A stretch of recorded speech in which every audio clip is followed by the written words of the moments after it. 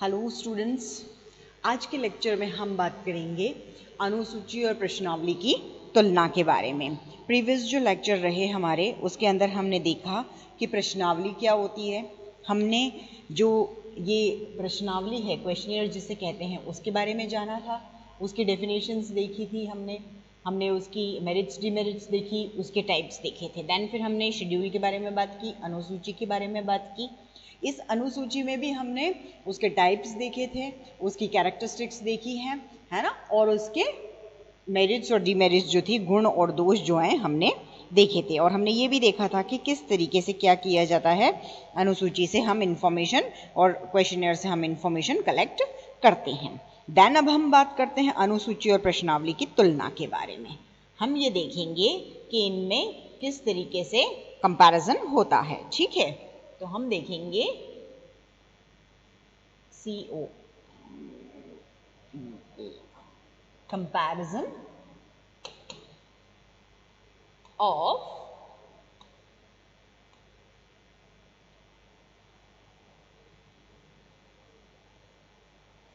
Schedule and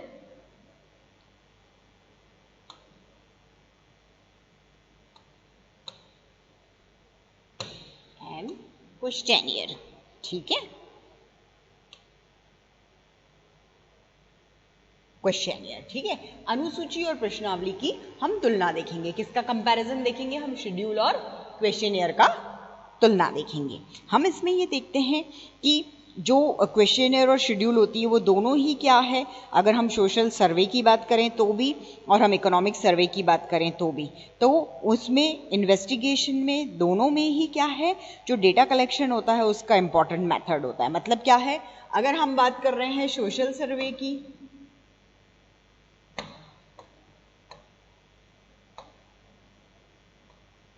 ठीक है, या हम बात कर रहे हैं इकोनॉमिक इन्वेस्टिगेशन या सर्वे की, इकोनॉमिक जो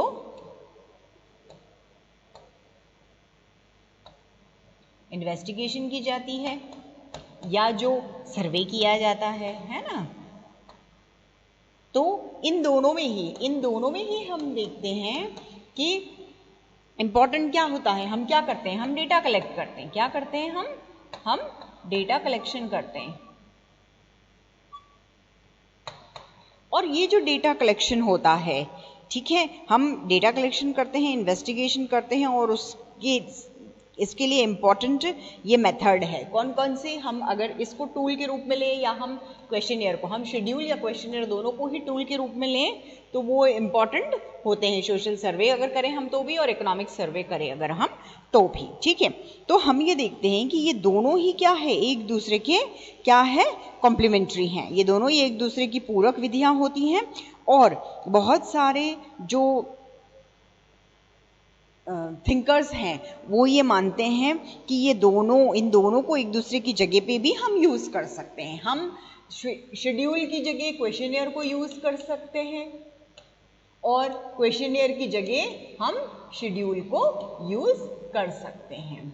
ओके, तो हम इन दोनों का ही यूज हम कर सकते हैं। ठीक है, अब हम ये देखते हैं कि ये जो इसका यूज किया जाता है, हम जो यूज करते हैं किसका है ना, इन दोनों को हम यूज कर सकते हैं। नाउ अब हम ये देखते हैं कि जो प्रश्नावली है, जो क्वेश्चनर है, उसको क्लियर फॉर्म में देखने के लिए, उसको क्लियर फॉर्म से देखने के लिए जो शेड्यूल है उसको यूज किया जाता है। जब छोटा एरिया होता है या जो रीजनल लेवल होता है तो उस पे इन्वेस्टिगेटर जो होता है ना, जो अनुसंधान करता होता है, वो सूचना जो लेता है वो डायरेक्ट कॉन्टैक्ट से लेता है। और उसके लिए क्या है, हमने ये देखा कि अनुसूची किसके लिए अप्रोप्रिएट है, किसके लिए परफेक्ट है, जो स्मॉल एरियाज होते हैं। ठीक है, स्मॉल एरिया जो होते हैं उनके लिए ये परफेक्ट होती है, और जो लार्ज एरियाज होते हैं, है ना, उनके लिए क्या है,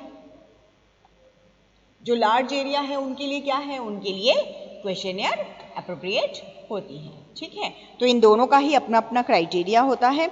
और जब हम ये देखते हैं कि दूर कहीं हमको जाना है और अनुसूची जो है, ये जो शेड्यूल जो होती है उससे काम नहीं चल सकता है, तो हम क्या करते हैं, वहाँ जाना पॉसिबल नहीं होता है तो हम बाय पोस्ट उनको भेजते हैं। किसको भेजते हैं?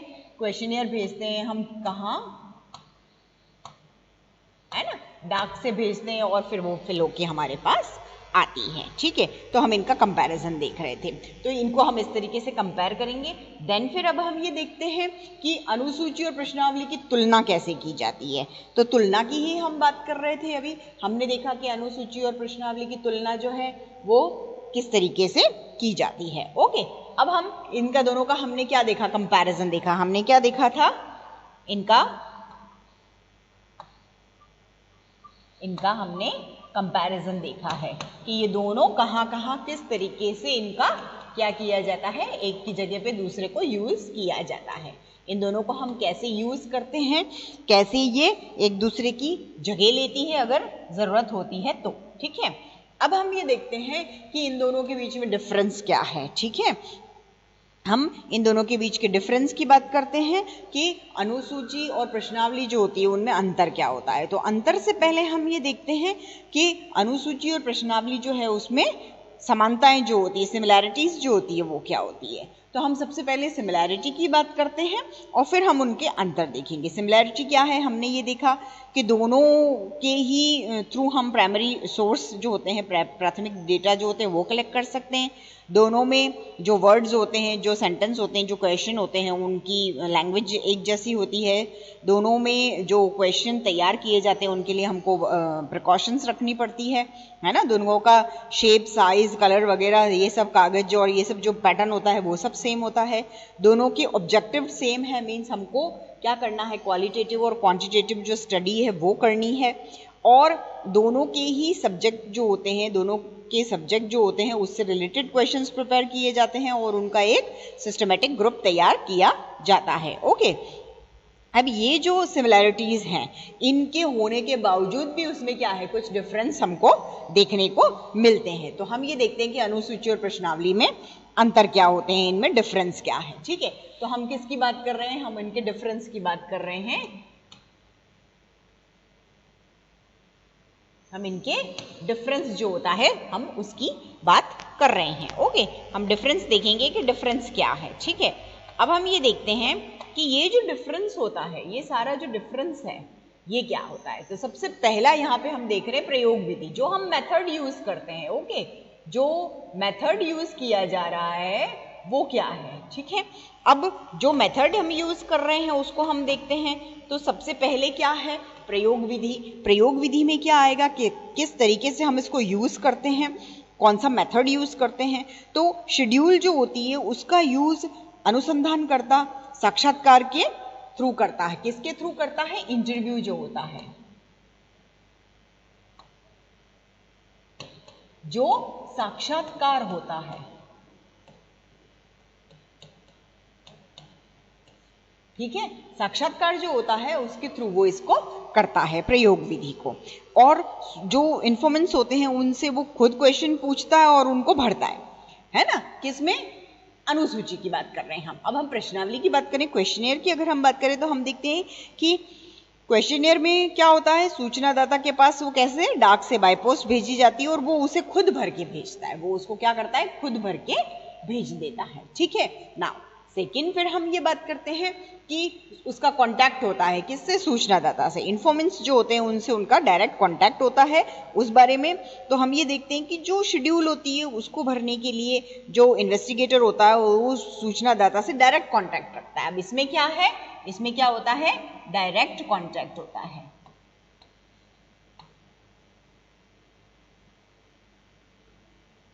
मतलब प्रत्यक्ष संबंध होता है ना।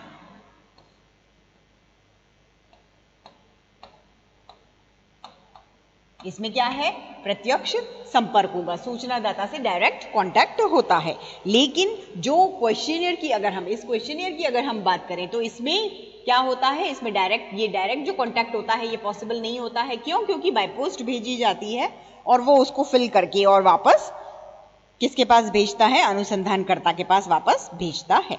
ठीक है। देन फिर एक डिफरेंस हम देखते हैं, अध्ययन क्षेत्र जो स्टडी एरिया है, ठीक है, कि अनुसूची का यूज जो होता है वो छोटे और सीमित क्षेत्रों में और स्थानीय स्तर पे किया जाता है। इसमें एरिया कौन सा होगा? स्मॉल एरिया, लिमिटेड होगा, लिमिट भी होगी उसमें, ठीक है, लिमिटेड होगा, ठीक है। फिर क्या होगा? लिमिटेड होने के साथ साथ क्या होगा? वो वहीं का होगा, ठीक है, रीजनल लेवल पे इसकी स्टडी की जाती है। अब जो प्रश्नावली का जब हम बात करते हैं तो उसके लिए कौन सा एरिया लेंगे हम? उसके लिए स्मॉल नहीं, प्रश्नावली के लिए क्या लेंगे हम? लार्ज एरिया लेंगे, ठीक है, उसका एरिया लार्ज होगा, है ना। और प्रश्नावली को कैसे भेजते हैं? बाय पोस्ट भेजते हैं। ये हमने पहले भी देखा है कि प्रश्नावली को कैसे भेजेंगे हम? बाय पोस्ट भेजते हैं, ठीक है। तो अध्ययन क्षेत्र में भी ये डिफरेंस देखने को मिलता है कि अनुसूची क्या है? छोटे एरिया में, लिमिटेड एरिया होता है, स्थानीय जो होते हैं उसके लिए यूज की जाती है। विस्तृत और विशाल जो एरिया होते हैं, बड़े एरिया जो होते हैं, एक्सपांड जो एरिया होते हैं, उनके लिए क्या है? बाय पोस्ट भेजी जाती है और वो विस्तृत होती है। विस्तृत क्षेत्र जो होता है उसमें उसको काम में लेते हैं। देन फिर इंफॉर्मेशन, सूचना प्राप्ति कैसे होती है? इंफॉर्मेशन जो है वो कलेक्ट कैसे की जाती है? तो हम ये देखते हैं कि जो शेड्यूल होती है उसमें प्रश्नों का उत्तर जो होता है, क्वेश्चन के आंसर्स जो होते हैं, वो अनुसंधानकर्ता क्या करता है? सूचनादाता से खुद पूछता है। इन्वेस्टिगेटर जो होता है वो क्या करता है? क्वेश्चन पूछता है और खुद भरता है, वो खुद ही उसको क्या करता है? उसको खुद ही वो फिल करता है, ठीक है। और क्वेश्चनियर क्या है? वो बाय पोस्ट भेजी जाती है, हमने ऐसे देखा। तो जो इंफॉर्मेशन जो दे रहा है, जो सूचना दाता होता है, ठीक है, जो इन्फॉर्मेंट्स होते हैं, जो सूचना दाता होते हैं, वो क्या करते हैं? इंफॉर्मेशन खुद भर के भेजते हैं, खुद ही वो फिल करते हैं। ओके ना, नेक्स्ट अब हम इसका डिफरेंस देखते हैं, अध्ययन की गहनता, ठीक है, कि वो किस तरीके से स्टडी उन दोनों में की जाती है। तो हम ये देखते हैं कि जो अनुसूची है, ठीक है, जो क्वेश्चन शेड्यूल जो होती है ना, शेड्यूल है, उसके अंदर जो इंफॉर्मेशन होती है वो बहुत क्या होती है? डीप और रिलायबल होती है, ठीक है। इसके अंदर इंफॉर्मेशन कैसी होगी? डीप होगी, ठीक है, और वो क्या होगी? डीप होगी और रिलायबल होगी, ठीक है। मतलब डीप होगी और रिलायबल होती है। मतलब क्या होती है कि सूचना क्या होती है? सूचना में गहनता होती है और वो क्या होती है? विश्वसनीय होती है, ठीक है। अब वो विश्वसनीय सूचना उसके अंदर दी जाती है। तो ये अध्ययन की गहनता हम इसमें देखते हैं। अब क्या होता है? क्यों? क्योंकि अध्ययनकर्ता की जो उपस्थिति होती है, जो इन्वेस्टिगेटर होता है, उसकी प्रेजेंस के कारण प्रश्नों से रिलेटेड कठिनाइयां समझी जाती हैं। अब इसमें क्या होता है? इसके अंदर क्या है कि प्रॉब्लम्स जो है उनको समझ लिया जाता है। अब ऐसा क्यों होता है? प्रॉब्लम्स को इसलिए समझ लिया जाता है, क्यों? क्योंकि जो इन्वेस्टिगेटर होता है वो खुद क्या कर रहा है? स्टडी कर रहा है। वो क्या कर रहा है? वो क्या कर रहा है? सेल्फ स्टडी कर रहा है, वो ऑब्जर्व कर रहा है। तो ये जो उसकी सेल्फ स्टडी है और ये जो उसका ऑब्जर्व करने का तरीका है, उसकी वजह से क्या है? वो अध्ययन की गहनता जो होता है उसको समझता है, विस्तृत और विश्वसनीय उसको जानकारी चाहिए, इसलिए वो क्वेश्चन से रिलेटेड प्रॉब्लम्स जो होती है उनको सॉल्व कर लेता है। जबकि क्वेश्चनियर जो होती है उसमें क्या है? उसमें सतही और जो मोटी मोटी बातें होती है वही पता चल जाती है। उसके अंदर क्या है? आउटर जो लुक होता है, आउटर उसका लुक होता है वही होता है, और सिर्फ उसमें जो बेस होता है वो तैयार होता है, ठीक है। तो उसका जो सतही जो रूप होता है वो इसके अंदर तैयार होता है। देन फिर हम देखते हैं कि प्रश्न के उत्तर जो दिए जाते हैं, क्वेश्चन के फॉर्म्स जो होते हैं, तो अनुसूची में प्रश्नों की जो रचना की जाती है वो जो प्रगणक होता है या अनुसंधान करता होता है उसके स्तर पर की जाती है, और प्रश्नावली में सूचनादाता के स्तर पे। अनुसूची में क्वेश्चन जो तैयार किए जाते हैं या उनके उत्तर जो मिलते हैं वो किसके? जो इन्वेस्टिगेटर खुद होता है,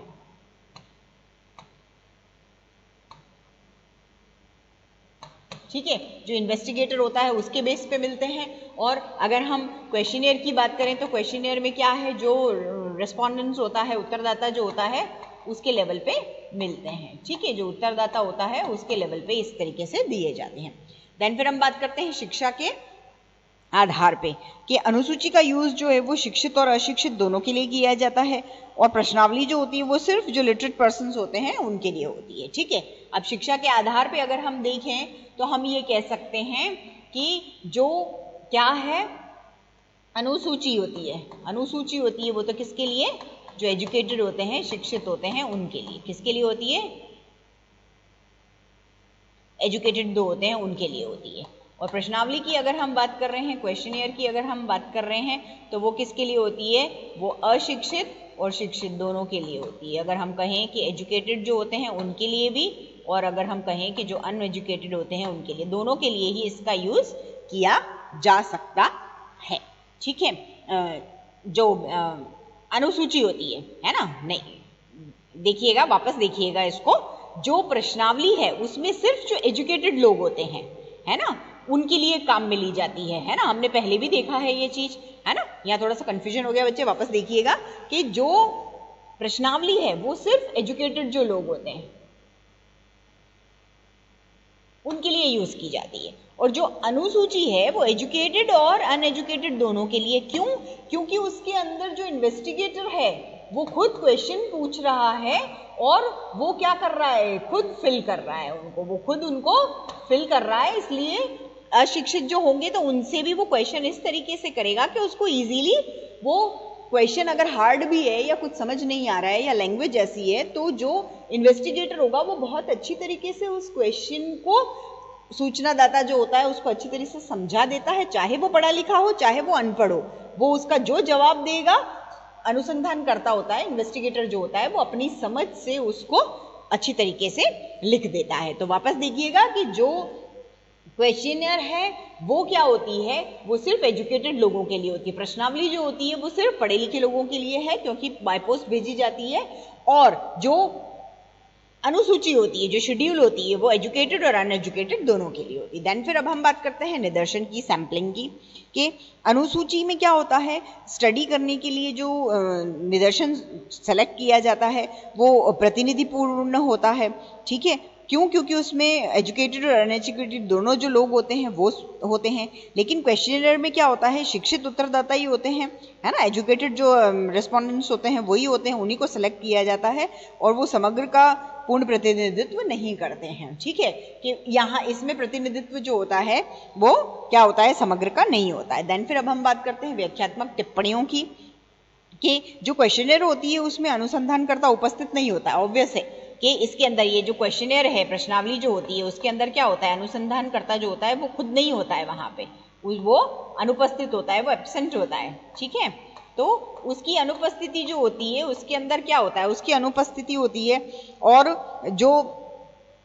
और उसके लिए क्या होता है कि उसकी अनुपस्थिति होती है, तो वो टेक्निकल जो वर्ड्स होते हैं या इकाइयां जो होती है उनको बहुत अच्छी तरीके से समझा नहीं सकता, इसलिए वो क्या करता है, फुटनोट्स दे देता है। लेकिन जो कोई शेड्यूल है उसके अंदर क्या होता है, अनुसंधानकर्ता खुद होता है, तो इसकी कोई भी जरूरत नहीं होती। व्याख्यात्मक टिप्पणियां जो होती है उनकी जरूरत अनुसूची के अंदर नहीं होती है। ठीक है, अब हम ये देखते हैं कि व्याख्यात्मक टिप्पणियों की हमने बात कर ली। देन अब हम देखते हैं समय, श्रम एवं धन की बात करते हैं। हम समय, श्रम और धन की बात अगर हम करें तो हम ये देखते हैं कि अनुसूची जो होती है उसमें जो एरिया होता है उसमें अध्ययन करने के लिए हमको बहुत ज़्यादा समय, काम और लेबर जो लगाना पड़ता है और धन की ज़रूरत होती है। लेकिन प्रश्नावली जो होती है उसमें समय और धन की आवश्यकता कम होती है। मतलब ये समय, श्रम और धन, टाइम, लेबर और मनी, इन तीनों की ज्यादा जरूरत कहाँ है, ज्यादा कहाँ लगता है, ये अनुसूची में। ठीक है, और कम कहाँ होगा, कंपैरिजन कहाँ, प्रश्नावली जो होती है उसके अंदर ये कम काम में लगता है। क्यों? क्योंकि प्रश्नावली में हम क्या करते हैं, बाय पोस्ट भेज देते हैं और उनके उत्तर हमारे पास आ जाते हैं। ठीक है, देन फिर पक्षपात की बात है। तो पक्षपात को हम देखें अगर, तो हम ये कहेंगे कि जो अनुसूची है उसमें अनुसंधानकर्ता जो होता है वो इंफॉर्मेशन लिखने में अपनी जो उसकी राय होती है या पक्ष होता है उसका प्रभाव डालता है। है ना। पक्षपात क्यों होता है? क्यों? क्योंकि जो अनुसूची है, अनुसूची के अंदर पक्षपात की ज्यादा संभावना रहती है। क्यों? क्योंकि वो उसका प्रभाव डालता है, वो उसका इफेक्ट डालता है ना। वो उनको क्या करता है, एक तरीके से मोटिवेट भी करता है आंसर देने के लिए, मोटिवेट करेगा, वो उन पे इफेक्ट डालेगा, ठीक है। अब ये जो उसका इफेक्ट होता है वो सूचनादाता जो होता है उसके विचारों को प्रभावित करता है, ठीक है। लेकिन क्वेश्चनर जो होती है उसमें ऐसा नहीं होता है। उसके अंदर जो इन्फॉर्मेंट्स होते हैं वो क्या होते हैं, वो क्या होते हैं, इन्फॉर्मेंट्स जो होते हैं वो क्या होते हैं, वो फ्री होते हैं, उनको फ्रीडम होती है, उनको फ्रीडम होती है किसकी, आंसर देने की। तो उसमें पक्षपात की कोई संभावना नहीं रहती है। देन फिर प्रत्युत्तर का प्रतिशत के हमारे पास आंसर्स किस तरीके से आते हैं, तो हम ये देखते हैं कि अनुसूची जो है, शेड्यूल जो है, उससे जो आंसर्स आते हैं वो कैसे आते हैं, वो 100% आने की चांसेस होते हैं, ठीक है। लेकिन जो प्रश्नावली है उससे उत्तर आने के चांसेस जो होते हैं 50% से भी ज़्यादा नहीं होते हैं। क्यों? क्योंकि कभी कभी ऐसा होता है कि वो आंसर्स हमारे शेड्यूल जो होती है, क्वेश्चनर शेड्यूल में तो क्या है, प्रश्न जो पूछ रहा है इन्वेस्टिगेटर जो होता है वो खुद क्वेश्चन करता है, इसलिए अपने पास ही शेड्यूल रखता है और वो आंसर लिखता जाता है। लेकिन क्वेश्चनर में हम बाय पोस्ट भेजते हैं तो जरूरी नहीं है कि वो पोस्ट से वापस हमको रिटर्न हो, ठीक है। तो कुछ कभी कभी ऐसा होता है कि वो वापस नहीं हो पाती है, तो इसलिए 50% चांसेस उसके होते हैं। देन लास्ट हम इसके अंदर देखते हैं अवलोकन, कि अनुसूची का जो यूज किया जाता है। तो अनुसूची का यूज करने के दौरान क्या होता है कि उसमें ऑब्जर्वेशन भी किया जा सकता है। हम क्या कर सकते हैं, ऑब्जर्वेशन भी कर सकते हैं। अब ऑब्जर्वेशन जो है वो कैसे की जाएगी कि हम क्वेश्चन पूछ रहे हैं तो हम सामने वाला जो सूचनादाता होता है उसके हाव भाव, उसके बात करने का तरीका, उसका जो नेचर है, उसके जो वो क्या कहना चाह रहा है, उसके आसपास माहौल कैसा है, वो सब कुछ हम समझ सकते हैं, ठीक है। और क्वेश्चनर जो है तो उसमें ऐसा नहीं होता है। क्यों? क्योंकि उसमें ऐसी अपॉर्चुनिटी नहीं मिलती है। क्यों? क्योंकि हम उसको बाय पोस्ट भेजते हैं और ऐसी अवलोकन की जो ऑब्जर्वेशन की सिचुएशन है वो वहां पे हमको नहीं देखने को मिलती है, ठीक है। तो हमने ये कुछ 12-13 पॉइंट्स देखे हैं किसके, अनुसूची और प्रश्नावली के डिफरेंसेस के। हमने देखा difference between questioner and schedule. अब हम ये देखते हैं कि अनुसूची और प्रश्नावली में ये जितने भी आंसर्स हैं, है ना, डिफरेंसेस जो हैं, अंतर जो हैं, उनके बेस पे हम ये नहीं कह सकते कि कौन सी अप्रोप्रिएट है या कौन सी परफेक्ट है। किसी एक को हम सुपर्ब नहीं मान सकते हैं। इनका रिलेशन जो होता है, इनका जो स्टडी एरिया होता है, या जो इनके इन्फॉर्मेंट्स होते हैं उनका नेचर होता है, या जो उन उपयोग होता है उसका जो डिफरेंस होता है, इन्हीं के बेस पे हमको ये तय करना पड़ता है कि कौन सी विधि को हम यूज करें। अगर हम हमारी इंडिया की बात करते हैं तो हमारे भारत जैसे देश में क्या है, एजुकेशन का बहुत कमी है, और लोग क्या है, कल्चरल है, और कल्चरल डिफरेंसेस हमको देखने को मिलते हैं। तो हम क्या है, लैंग्वेज अलग अलग होती है लोगों की, तो अप्रोप्रिएट ये रहता है कि अगर हम यूज कर रहे हैं कोई भी मेथड, तो उसके लिए हम अनुसूची का यूज करें। क्यों? क्योंकि ताकि वो इजी रहता है। अगर हम कॉलेज लेवल की बात करें, या हम ऐसे कुछ ऐसे टॉपिक लें जो हम चाहते हैं कि हमको सीक्रेटली उनके आंसर्स वगैरह मिल जाए, तो हमको प्रश्नावली जो है, क्वेश्चनर जो है, उसका यूज हमको करना चाहिए। ओके, तो आज के लेक्चर में हमने ये देखा था कि क्वेश्चनर और शेड्यूल जो होती है उसकी सिमिलैरिटीज क्या होती है, उसमें डिफरेंसेस क्या क्या होते हैं। उस बेस पे हमने कुछ ऐसे पॉइंट्स हैं, जैसे हम लेबर, टाइम और मनी की बात करें, हम बायस की बात करें, हम ऑब्जर्वेशन की बात करें, है ना, हम जो क्या कहते हैं क्वेश्चनर जो होते हैं हम उनकी बात करें। अगर हम ये देखें कि क्वेश्चन किस तरीके से दिए जाते हैं, इन्फॉर्मेशन कैसे होती है, मेथड कौन सा यूज़ करते हैं, या जो इन्फॉर्मेंट्स होते हैं उनसे कॉन्टैक्ट किस बेस पे होता है, एजुकेशन के बेस पे, सैम्पलिंग के बेस पे, तो हमने इन बेसिस पे इनके डिफरेंसेस देखे हैं। ओके, आज के लेक्चर के लिए इतना काफ़ी है। Okay, thank you.